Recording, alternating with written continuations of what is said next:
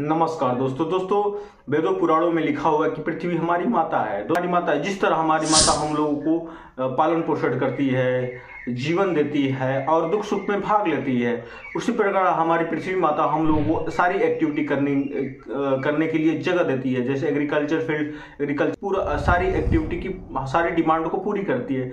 तो दोस्तों हम इस वीडियो में बात करेंगे कि आखिर हमारी अर्थ पे यानी कि पृथ्वी माता पे कौन कौन से खतरे आजकल की दुनिया में चल रहे हैं और आखिर ये खतरे कौन से हैं। दोस्तों सबसे बड़ा खतरा इस समय ग्लोबल वार्मिंग और क्लाइमेट चेंज और पॉल्यूशन है।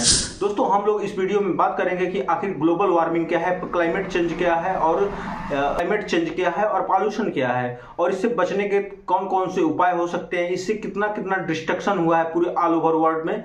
तो हम लोग क्रम वाइज शुरू करेंगे। दोस्तों सबसे पहले शुरू करते हैं प्रदूषण।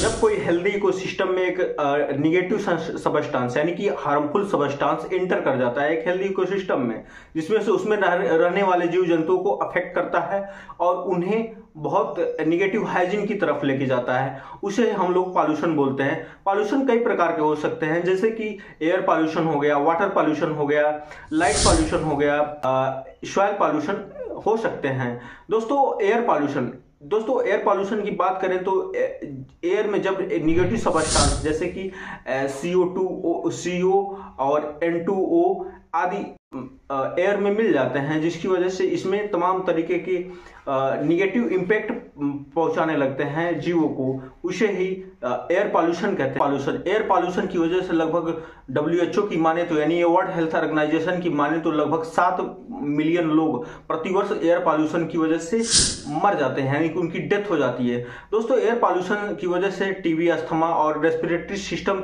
की बीमारियां बहुत कॉमन हो जाती हैं, जिससे ये हार्ट को भी इफेक्ट करना होता है, जैसे कार्डियोवैस्कुलर डिजीज होने का भी खतरा होता है। दोस्तों एयर पॉल्यूशन की बात करें तो एयर पॉल्यूशन फैलाने वाले जो कारक होते हैं यानी कि कॉज इफेक्ट करते हैं, वो होता है नाइट्रस ऑक्साइड और O3 यानी कि ओजोन जैसी गैसें और कार्बन डाइऑक्साइड जैसी गैसें करती हैं मनुष्य के फेफड़े को यानी कि लंग्स को इफेक्ट करती हैं, जिसकी वजह से ये सारी बीमारियां होती हैं। दोस्तों भारत में ये इशू बहुत तेजी से पॉलिटिक्स का रूप ले चुका है। भारत की बात करें तो 2019 में लगभग 1.7 मिलियन लोगों की डेथ सिर्फ एयर पॉल्यूशन से हुई थी। भारत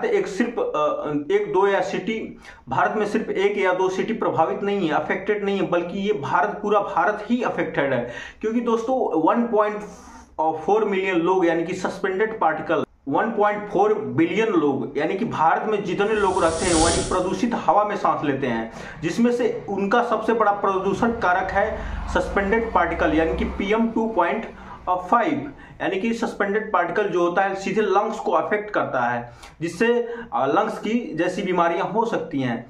दोस्तों PM 2.5 2021 में 74.0 माइक्रोग्राम पर M3 था, जो बढ़कर 2023 में 113.9 माइक्रोग्राम M3 हो गया। यह लेवल बहुत ही प्रदूषित हवा को बताता है, यानी कि हवा अब सांस लेने लायक नहीं बची है। जानकर शौक लगेगा कि दुनिया भर में 7 मिलियन लोगों की डेथ होती है सिर्फ वाटर पॉल्यूशन की वजह से, और सबसे ज्यादा मरने वाले लोग डेवलपिंग कंट्री को होते हैं, जैसे कि इंडिया हो गया, चाइना हो गया, भूटान हो गया, श्रीलंका हो गया, सोमालिया हो गया, साउथ अफ्रीका हो गया, यानी कि डेवलपिंग कंट्री में सबसे ज्यादा लोग मारे जाते हैं। डेवलप कंट्री में भी मारे जाते हैं, लेकिन उसमें मरने वालों की संख्या बहुत ही निग्लिजिबल यानी कि बहुत ही कम होती है, और डेवलपिंग कंट्री में सबसे ज्यादा लोग मारे जाते हैं। वाटर पॉल्यूशन का सबसे बड़ा कारण है हमारे घर के, आपके घर के का कचरा, क्योंकि कचरे की वजह से क्या होता है कि जैसे हम लोग क्या करते हैं कि नदियों में जाते हैं तो वहां पे प्लास्टिक फेंक देते हैं, घर का कचरा फेंक देते हैं, और जो पानी हम लोग को नाले से निकलता है वो डायरेक्ट नदियों में जाकर कांटेक्ट होता है, उसको शुद्ध नहीं यानी कि साफ नहीं किया जाता है, जिसकी वजह से वो कंटामिनेटेड वाटर रिवर्स में फैल जाता है, जिसकी वजह से उसमें रहने वाले जीव जंतु यानी कि एम्फीबियंस होते हैं, फिशेस होती हैं, उनका मेजर लॉस होता है। उसमें रहने वाले प्लांट्स जो होते हैं वो भी डिग्रेड हो जाते हैं, यानी कि उनको नेगेटिव इम्पैक्ट पड़ता है, जिसकी वजह से वाटर पॉल्यूशन बहुत तेजी से बढ़ता है। तो दूसरा बड़ा कारण है इंडस्ट्री। इंडस्ट्री से जो केमिकल्स निकलता है वो भी डायरेक्ट कांटेक्ट में ही नदियों में बह जाता है, डायरेक्ट ही बह जाता है, जिसकी वजह से वो जो केमिकल्स होते हैं उसमें रहने वाले जीव जंतु और सबको नुकसान पहुंचाते हैं, जिसकी वजह से वो कंटामिनेटेड वाटर यदि कोई जीव पी ले तो उसकी मृत्यु हो जाएगी। कचरे से फैलता है दोस्तों, एग्रीकल्चर में होने वाले पेस्टिसाइड, यूज होने वाले पेस्टिसाइड इंडस्ट्री से फैलता है। दोस्तों भारत में जो होता है ना नाला जो होता है, नाले से डायरेक्ट जो होता है नदियों में कचरा, यानी कि कचरा वाला पानी, कंटामिनेटेड पानी डायरेक्ट कांटेक्ट में होता है नदियों की, जिसकी वजह से पॉल्यूशन फैलता है। दोस्तों यदि भारत में इंडिया में बात करा जाए तो लगभग 70% वाटर जो होता है नाले का वो विदाउट ट्रीटमेंट, बिना किसी सफाई कार्य का वो डायरेक्ट नदियों में जाता है, जिसकी वजह से वाटर कंटामिनेटेड यानी रिवर कंटामिनेट हो जाती है। यदि यमुना की बात करें तो यमुना और गंगा की बात करें तो ये दुनिया में सबसे ज्यादा पॉल्यूटेड रिवर में से एक है। दोस्तों इसको सफाई करने के लिए गंगा प्रोजेक्ट भी लाया गया था। तो दोस्तों सिर्फ इतना ही पॉल्यूशन नहीं फैला है, पॉल्यूशन तो फैलता ही जा रहा है, जिसकी वजह से हमारी पृथ्वी पर स्वच्छ हवा थी, स्वच्छ पानी था और स्वच्छ जीवन था। तो ये अब हाल ही के सालों में ये अफेक्ट होना शुरू हो गया है, जिसकी वजह से हमारे पृथ्वी का टेम्परेचर यानी कि तापमान बढ़ता जा रहा है, जिसकी वजह से ग्लोबल क्लाइमेट चेंज और ग्लोबल वार्मिंग जैसी समस्याएं हो रही हैं। एक बहुत बड़ी घटना है जो अर्थ के सरफेस के टेम्परेचर को इंक्रीज कर रही है, यानी कि अर्थ का सरफेस टेम्परेचर जो है बढ़ता जा रहा है, जिसकी वजह से इस पे लिविंग ऑर्गेनिज्म जो है उसमें लगातार रिड्यूस होती जा रही है। वहीं क्लाइमेट चेंज यानी कि मौसम का परिवर्तन बहुत तेजी से हो रहा है। दोस्तों कहीं पे डिजर्टिफिकेशन हो जा रहा है, तो कहीं पे अफॉरेस्टेशन हो जा रहा है, तो कहीं पे हरिकेन जैसी तमाम तरीके की सुनामी आ रही हैं। दोस्तों यदि हम बात करें तो पृथ्वी का जो टेम्परेचर 19वीं सदी में था, यानी कि इंडस्ट्रियल रिवोल्यूशन जब हुआ था तब पृथ्वी का टेम्परेचर लगभग ये 13.8 डिग्री सेल्सियस हुआ करता था, लेकिन आज बढ़कर 15.0 डिग्री सेल्सियस हो चुका है, यानी कि वो 1.8 डिग्री सेल्सियस बढ़ चुका है।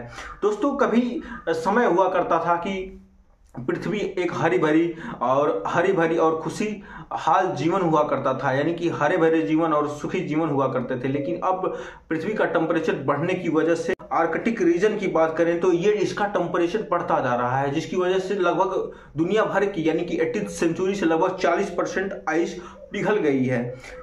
पिघलने की वजह से दोस्तों आर्कटिक रीजन में रहने वाले पोलर बियर, यानी कि पोलर बियर जो है आर्कटिक रीजन में ही पाया जाता है दोस्तों।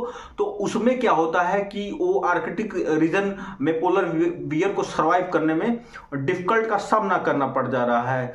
जैसे जैसे दोस्तों सी लेवल इंक्रीज होगा वैसे वैसे वो हीट को, यानी कि अर्थ से आने वाली हीट को, यानी कि रेस को वो ज्यादा अमाउंट में एब्जॉर्ब करेगा, जैसे जले पे वो घी का काम करेगा और तेजी से ग्लोबल वार्मिंग को जन्म। दोस्तों ग्लोबल वार्मिंग से 2019-20 में ऑस्ट्रेलिया के पसिफिक रीजन में बहुत बड़ा डिवास्टेशन हुआ, जिसमें लोग जिसे ब्लैक समर के नाम से भी जाना जाता है। दोस्तों 18 मिलियन एरिया लैंड जो थी वहां की जल गई, फ्लोरा एंड फाउना इफेक्ट हुए।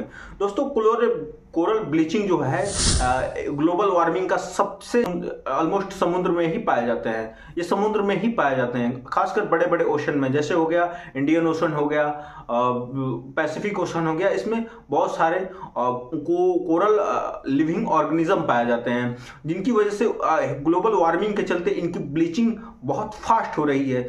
अगर इनके एक डाटा की माने तो कोरल जो ग्रेट बैरियर रीफ ऑस्ट्रेलिया के क्षेत्र में पाया जाता है, एरिया में पाया जाता है। दोस्तों 2016 में इसका बहुत बड़ा डिवेस्टेशन यानी कि बहुत बड़ा नुकसान हुआ था। हीट वेव के चलते 2019 में जो है यूरोप का हॉटेस्ट समर जो पेरिस जैसा शहर में लगभग 46 डिग्री टेम्परेचर बढ़कर हो गया था।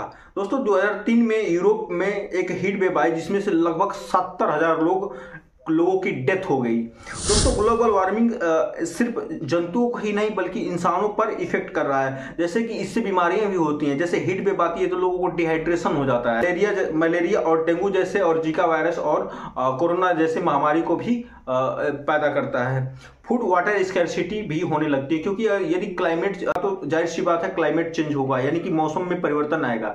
जैसे ही मौसम में परिवर्तन आएगा वैसे ही food scarcity, desertification, forestation, deforestation, तमाम तरीके की, यानी कि जो नेचुरल साइकिल है वो क्या हो जाएगी, कंप्लीटली चेंज होने लगेगी, जिसकी वजह से तमाम तरीके की, जैसे इंडिया जैसे देशों में इसका सबसे ज्यादा खामियाजा भुगतना पड़ेगा, क्योंकि इंडिया जो है कंप्लीटली मौसम पे डिपेंड है। यहाँ का एग्रीकल्चर सेक्टर जो बहुत भविष्य में बहुत ज्यादा इफेक्ट होने वाला है। और क्लाइमेट चेंज से यदि निपटना है तो हम लोग को रिन्यूएबल एनर्जी, यानी कि कोल एनर्जी से रिन्यूएबल एनर्जी यानी कि सोलर एनर्जी की तरफ शिफ्ट होना पड़ेगा, और हाइड्रोजन, विंड एनर्जी को भी के तरफ हम लोगों को बढ़ना पड़ेगा। सस्टेनेबल और रिफॉरेस्टेशन और अफॉरेस्टेशन का अधिक मात्रा में यूज करना पड़ेगा, हमें प्लांट लगाना पड़ेगा। इन्वायरमेंट डिग्रेडेशन दोस्तों, ग्लोबल वार्मिंग के चलते heat wave, environmental degradation, climate change, जिसके कारण बायोडाइवर्सिटी लॉस बहुत तेजी से। लिविंग प्लैनेट रिपोर्ट की माने तो लगभग 73% पॉपुलेशन 50 सालों में, लगभग 73% जो फ्लोरा और फाउना की पॉपुलेशन थी वो घटकर 27% आज के डेट में रह चुकी है। दोस्तों लगभग 50 सालों में बहुत तेजी से जीव जंतु, पशु पक्षियों का जो मास एक्सटिंक्शन हुआ है। दोस्तों यदि दोस्तों तो ग्लोबल वार्मिंग के चलते, यानी कि क्लाइमेट चेंज होने के चलते ये सारी चीजें, घटनाएं बहुत कॉमन होती जा रही हैं। इसके लिए हम लोगों को ठोस कदम उठाने पड़ेंगे। धन्यवाद दोस्तों। यदि वीडियो अच्छी लगी हो तो लाइक करो, सब्सक्राइब करो।